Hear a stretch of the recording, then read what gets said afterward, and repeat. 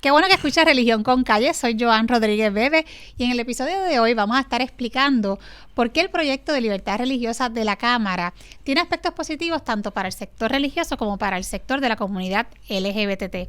Y para explicar esto, que tal vez a usted le pueda parecer imposible, nos acompaña el licenciado Jaime Sanabria Montañez, abogado laboral y profesor de Derecho de la Universidad de Puerto Rico.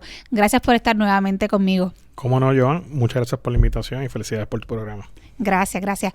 Bueno, profesor, ya habíamos hablado un poco sobre este tema en el programa anterior y como ya hemos comentado, este proyecto de libertad religiosa ha generado críticas, principalmente dentro de sectores no religiosos y por parte de miembros de la comunidad LGBT, quienes, entre otras críticas, han presentado la preocupación de que a raíz de este proyecto empleados públicos puedan negarse a ofrecerle servicios a personas por su orientación sexual y estas personas queden desprovistas de alguno de los servicios gubernamentales.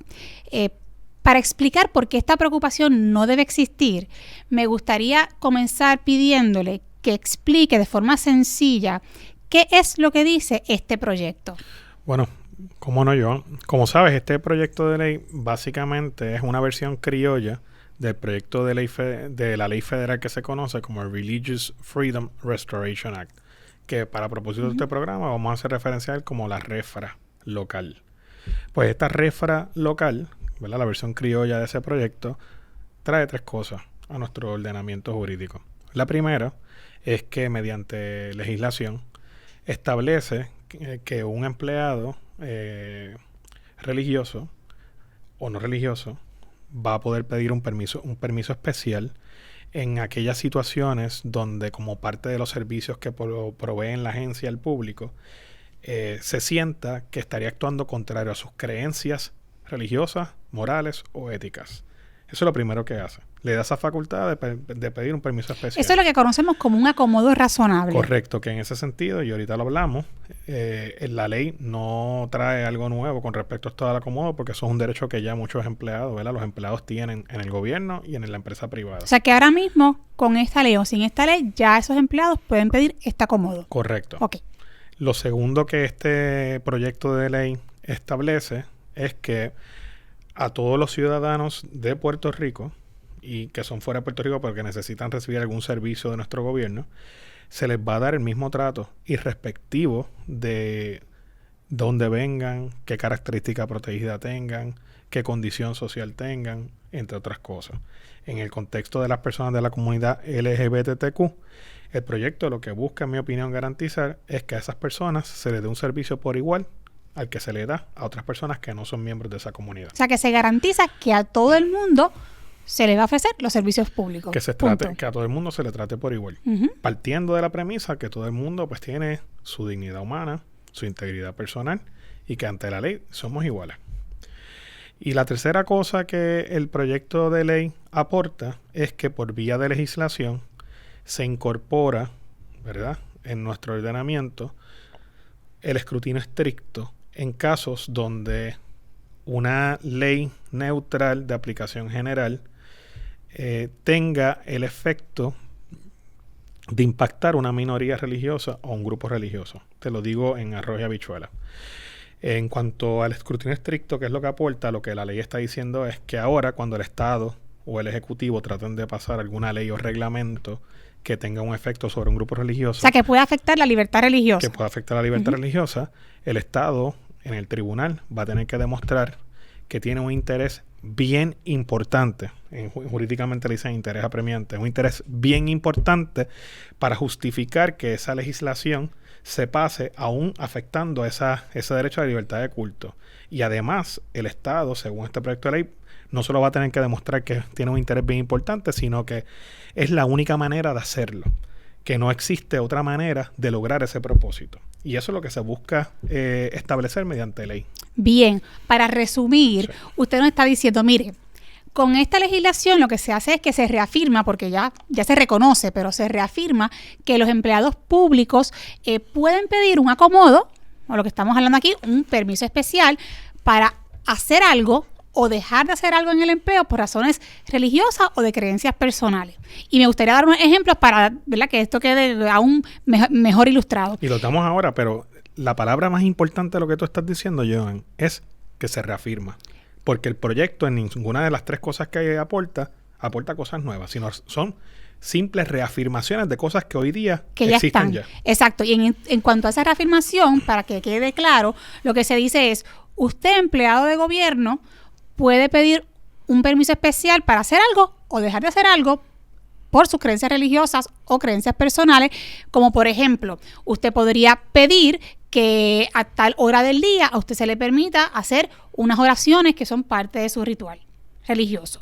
Y un ejemplo de un permiso especial para no hacer algo sería el caso de una persona que trabaje, por ejemplo, con los casos de adopción y diga, por favor, yo por mis creencias religiosas estoy solicitando que los casos de parejas del mismo sexo que vienen a adoptar niños no me los asignen a mí, sino que se los asignen a otro funcionario.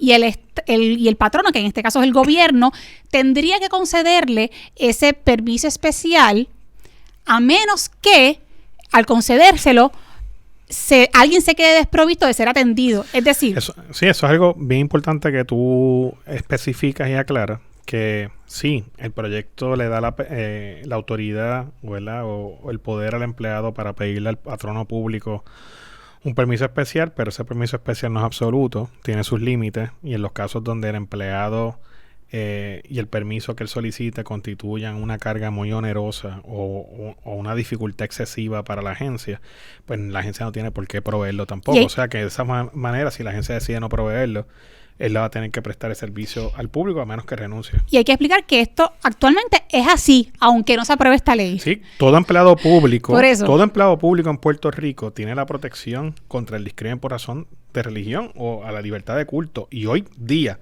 sin que este proyecto de ley se apruebe, todo empleado público que quiera objetar, ¿verdad?, o que no quiera hacer algo como parte de sus funciones que vaya en contra de sus creencias, tiene el derecho garantizado, no solo por la Constitución de Puerto Rico, sino bajo otras leyes federales y estatales, de pedir o solicitar un acomodo razonable. Y va a tener las mismas limitaciones que se establecen en el proyecto. Y tiene las mismas limitaciones.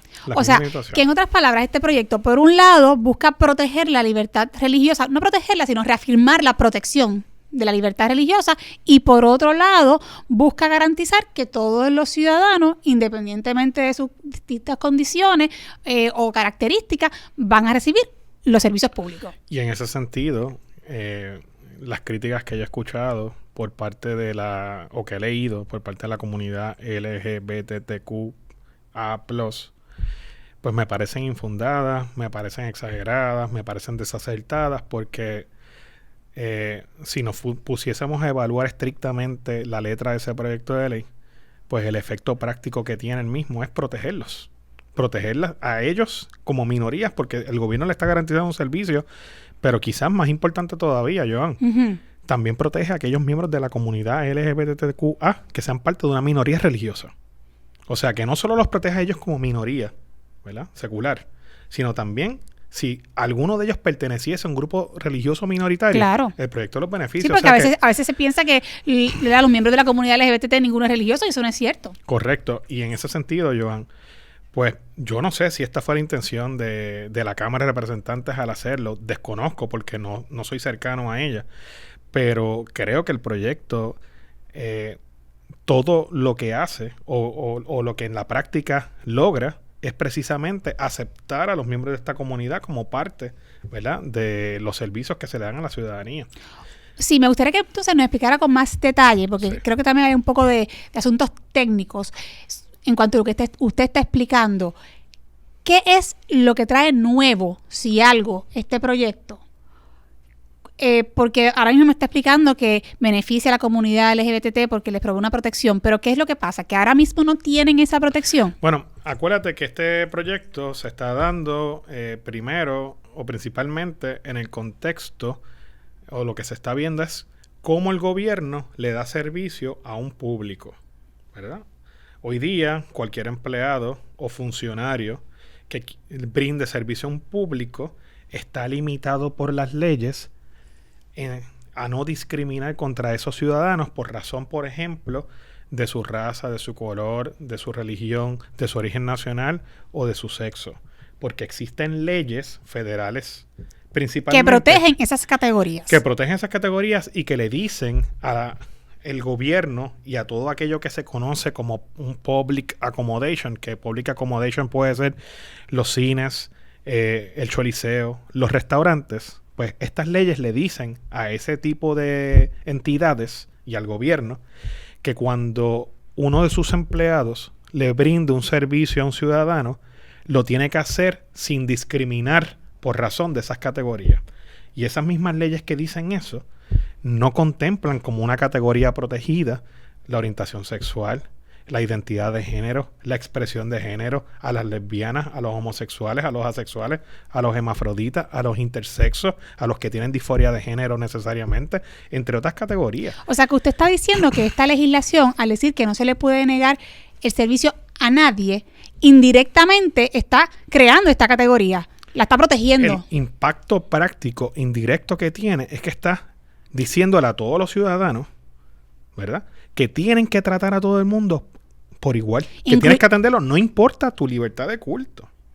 En ese sentido, que quiero decir con eso, no estoy diciendo que no importa tu libertad de culto, literalmente, lo que estoy diciendo es que si tú tienes un issue religioso con ellos, pues entonces puedes solicitar un acomodo. Se te da un permiso especial a ti. Correcto. Pero entonces, como quiera, por el otro lado, aunque se te conceda un permiso especial y se proteja la libertad de culto de esa persona que tiene unas creencias personales Correcto. o religiosas, a la misma vez, ¿verdad?, se le garantiza a todo el mundo, incluyendo a la comunidad LGBT, unas garantías de que se le va a ofrecer un servicio público. Por lo tanto, usted está diciendo en este programa que indirectamente se crea una categoría nueva, en este caso, ¿verdad?, la orientación sexual o la identidad de género, porque quedan protegidos mediante legislación. Desde un punto de vista práctico. Desde un punto de vista práctico. No es que se crea una categoría nueva, sino desde un punto de vista práctico, Claro, se le reconoce a los miembros de estas comunidades una protección.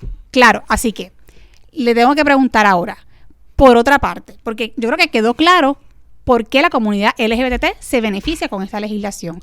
Ahora, ¿de qué forma, si alguna, se beneficia el sector religioso con la aprobación de este proyecto? Primero, establece unas reglas claras en cuanto a cómo solicitar este acomodo, ¿verdad? Y qué va a constituir una carga onerosa o no para efectos del gobierno y denegar el acomodo. Aclara eso. Lo clarifica. Lo clarifica de una manera estatutaria. Pero además, establece el asunto que te mencioné del escrutinio estricto. O sea, ahora el gobierno, ya sea la legislatura o el ejecutivo, para poder aprobar una ley o reglamento que vaya a afectar de manera general a la población, ¿verdad?, que vaya a afectar el derecho a la libertad religiosa. Entre otras cosas, el derecho a la libertad religiosa de las minorías u otros grupos, pues el gobierno va a tener que demostrarle al tribunal, y eso es lo que se pone mediante ley o se establece mediante legislación, va a tener que demostrar no que tiene un interés importante, sino un interés bien importante. Para afectar la libertad religiosa. Para afectar la libertad religiosa. Y además, no solo va a tener que demostrar que tiene un interés bien importante para afectarla, sino va a tener que demostrar que no existe otra vía menos onerosa para lograr ese propósito. Y lo que hace, en otras palabras, la legislatura, y que beneficia a los religiosos, es que lo dice mediante una ley. Le da al tribunal un marco de referencia. Porque ahora mismo ya el Tribunal Supremo lo dijo.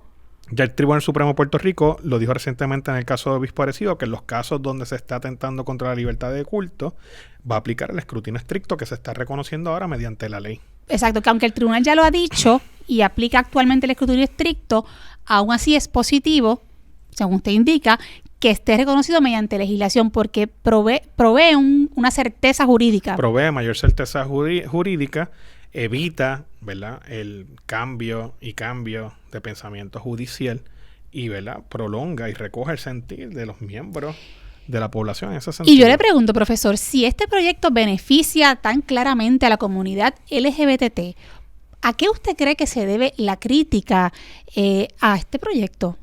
Bueno, yo creo que es una crítica, por lo que he visto, desinformada. Creo que la crítica es la misma crítica que ha habido en otras jurisdicciones en Estados Unidos donde se han aprobado versiones similares al REFRA federal, ¿verdad? Lo que pasa es que en esas jurisdicciones, a diferencia de Puerto Rico, expresamente por ley se dice, ¿verdad?, que se van a afectar unas minorías como los transexuales y intersexuales y que no se van a atender en ciertos contextos. Puerto Rico no es así. Y lo que yo estoy viendo es que la crítica está copiando los argumentos de otras jurisdicciones, los está incorporando acá, y lo que está haciendo es comparando chinas con botellas, porque la crítica de esas jurisdicciones o las circunstancias de esas jurisdicciones no son las mismas de Puerto Rico. Por ejemplo, un caso que tú puedes estudiar es el caso de Indiana, donde en el estado de Indiana expresamente el REFRA criollo de ellos, yo digo criollo, claro, ¿verdad? claro, el de REFRA ellos, de Indiana, ¿verdad? Pues expresamente autoriza a empleados a discriminar o no atender a comunidades LGBTQ. En Puerto Rico no es así. No se llegó a ese extremo, sino todo lo contrario. Pues yo creo que es bien importante que expliquemos esto, que usted lo clarifique, porque lamentablemente muchas veces nos dejamos llevar por las etiquetas, por los títulos, y automáticamente vemos la palabra religión o vemos la palabra iglesia o vemos la palabra LGBT, rápidamente como entendemos que hay una confrontación o pensamos en antagonismos, y no necesariamente tiene que ser así. Yo creo que si nos diéramos la oportunidad de no reaccionar impulsivamente y de escucharnos y de profundizar en estos temas, nos podríamos dar cuenta, profesor, que son muchas más las cosas que nos unen que las cosas que nos desunen. Y es mi opinión que debemos de caminar hacia puntos comunes. Y me parece a mí que, como sucede con esta legislación, es posible en ocasiones que todos ganemos. ¿Le parece? Me parece. Muy bien.